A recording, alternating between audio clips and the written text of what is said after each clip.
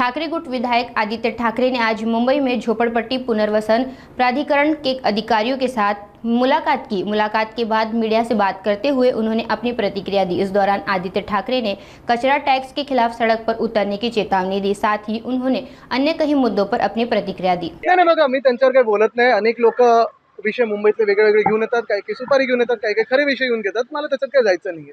आता निवडून आल्यानंतर अर्थात गेल्या 5 वर्षात आपण पाहिलं असेल, वरळीमध्ये पहिल्या टर्ममध्ये दोन्ही भाऊंच्या सहकार्याने, आशिषजींच्या सहकार्याने, सगळे आमच्या स्थानिक कार्यकर्ते असतील त्यांच्या सहकार्याने आपलं नामजोशीचं असेल, नायगावतलं असेल किंवा वरळीतलं आमचं बिर्डीचे चाळचं जे रिडेव्हलपमेंट आहे, अनेक वर्ष रखडलेलं होतं, ते आम्ही मार्गी लावलेलं आहे। वरळीतच साधारणपणे 10,500, नायगाव आणि बिर्डी हे 2,500 परिवारांना घरं नवीन मिळणार आहेत।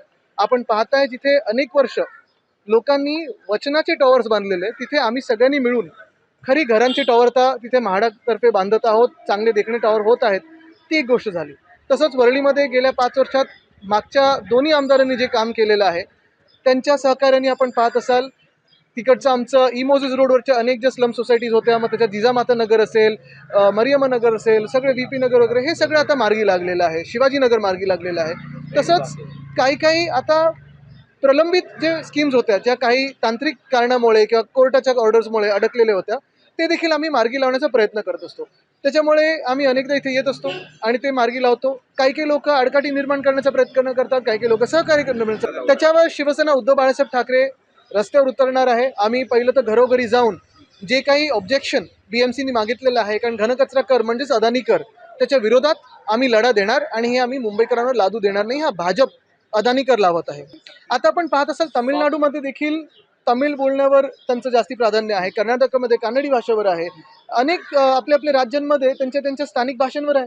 तर काहीच चुकीचं नाही। महाराष्ट्रात मराठीला प्राधान्य दिलंच पाहिजे आणि माझं हेच म्हणणं आहे की इतर सगळ्या भाषा आपण शिकलो पाहिजे। म्हणजे तुम्ही फ्रेंच शिका, हिंदी शिका, इंग्लिश शिका, पण मराठीचा जो कोण अपमान करत असेल, कायदा सुव्यवस्था तर महाराष्ट्रात राहिलीच नाही म्हणून कोणीतरी कायदा हातात घेतं। मारहाण पण केली जाते बघा, आता ह्याच्यात एक महत्त्वाचं आहे, मारहाण ही समोरून काय रिएक्शन आहे वगैरे ह्याच्यावर आहे। मी त्याचं कोणाचं समर्थन करत नाही, मारहाणीचं बिलकुल करत नाही।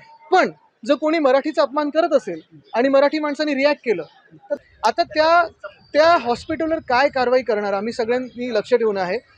फक्त भाजपचे आमदारांचे PA म्हणून नाही, तर एक महाराष्ट्राचे किंवा ह्या देशातले नागरिक ज्यांना खरोखर गरज आहे, गरजू लोकांना जेव्हा आपण पाहतो आणि अशा इमर्जन्सी सिच्युएशनमध्ये त्या महिलेची मला वाटतं तर मृत्यू झालेला आहे, हे अतिशय दुर्दैवी। आणि महाराष्ट्रासारखे प्रगत राज्यात असं व्हायला लागलं, जिथे आपण आत्ता अनेकदा म्हणजे लाडकी बहीणबद्दल वगैरे चर्चा करतोय, राजकारण न जाता मला वाटतं त्या हॉस्पिटलवर किंवा जे कोणी ते संचालक असतील त्यांच्यावर कडक कारवाई झाली पाहिजे। मला वाटतं यूज अँड थ्रो म्हणजे स्वतः पैसे खायचे आणि पळून जायचं।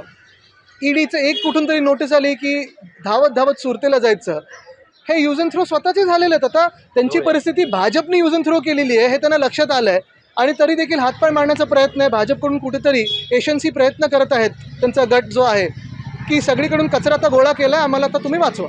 नाही बघा, आमचं तर भूमिका स्पष्ट आहे। मला त्यांच्या पक्षाची माहिती नाही, मी त्यांच्यासाठी बोलू नाही शकत। पण एक महत्त्वाचं आहे, आपण बघा ज्या प्रकारे भाजपच्या सर्व नेत्यांनी भाषणं केली, ज्या प्रकारे त्यांनी भाषणं अशाच सांगितलं की गरीब मुसलमानांना मदत होणार, गरीब मुस्लिम समाजाला मदत होणार, अमुक होणार तमुक होणार, मग मला तुम्ही सांगा, जिन्नापेक्षा जास्ती प्रेम जे आज मुस्लिम समाजाबद्दल दाखवत आहेत ते हिंदुत्व त्यांनी सोडलंय की आम्ही सोडलंय?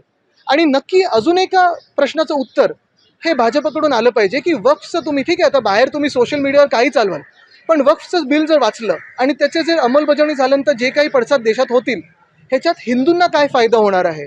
हिंदुत्वाचे त्याच्यात एक तरी गोष्ट आहे का? हा पहिला प्रश्न झाला। दुसरी गोष्ट म्हणजे त्यांनी आज जे वक्फबद्दल केलेलं आहे, उद्या ते पारसींबरोबर करतील, ख्रिश्चन समाजाबरोबर करतील, बौद्ध समाजाबरोबर करतील, ते जैन समाजाबरोबर करतील, कारण आमची हिंदूंची जमिनी तर हे घ्यायला तर सुरू केलं आहे भाजपने। वाराणसीचा जो कॉरिडॉर असेल, पंढरपूरचा जो कॉरिडॉर आहे, आता इथे मुंबादेवी पण ट्रस्ट आणि ते आजूबाजूची जागा भाजप ढापायला निघालेली आहे। हे सगळं जे आहे, हिंदूंच्या मंदिरांमध्ये तुम्ही घुसत आहात। हिंदूंच्या मंदिरांचे जे ट्रस्टचे पैसे आहेत ते कुठे वापरायचे, कसे वापरायचे हे आता भाजपचे नेते ठरवायला लागलेले आहेत। म्हणजे तुम्ही आमच्या मंदिरांमध्ये घुसलात, उद्या वक्फमध्ये घुसलात, परवा पारसी समाज असेल, जैन समाज असेल, बौद्ध समाज असेल, ह्याच्यात तर घुसणारच आहात। मला वाटतं काय आहे ना की काही बालिश लोक असतात, रंगावरनं कधी धर्म ठरत नाही। रक्ताचं रंग हे लाल असतं. मध्ये भाजप बोलले ना की लाल माओवादी वगैरे, रक्त तुमचं सगळ्यांचं लाल आहे आणि रंग हे सगळ्यांचे आहेत ना. असे फालतू चर्चांमध्ये मला जाण्यात काही रस नाही आहे, कारण त्यांची ती बुद्धी तेवढीच आहे. ते जाऊ दे, त्यांना सोडून द्या. आमच्यामध्ये पण असताना तेवढीच किंमत द्यायचो, म्हणून कोल्ड कॉफी मला वाटतं घ्यायची. आमच्याकडून आम्ही प्रत्येक विभागात तर आहोत, पण सगळ्या पालिकेमध्ये, आता पुण्यात तुम्ही पहा, नाशिकमध्ये पहा, नगरमध्ये पहा, नागपूरमध्ये पहा, एकंदर महाराष्ट्रात शासन चालतंय की नाही चालत आहे हाच प्रश्न आहे ना. आता मुंबईत तुम्ही मला सांगा, पाण्याचा प्रश्न आहे की नाही आहे, कचऱ्याचा प्रश्न आहे की नाही, त्याच्यावर अदानी कर लावला जातोय. BSTवर जनरल मॅनेजर नेमलाय का एवढ्या मोठ्या संस्थेवर? नाही. विजेचा प्रश्न, विजेची दरवाढ आता पुढच्या महिन्यापासून होणार आहे. हे सगळे विषय आहेतच मुंबईमध्ये.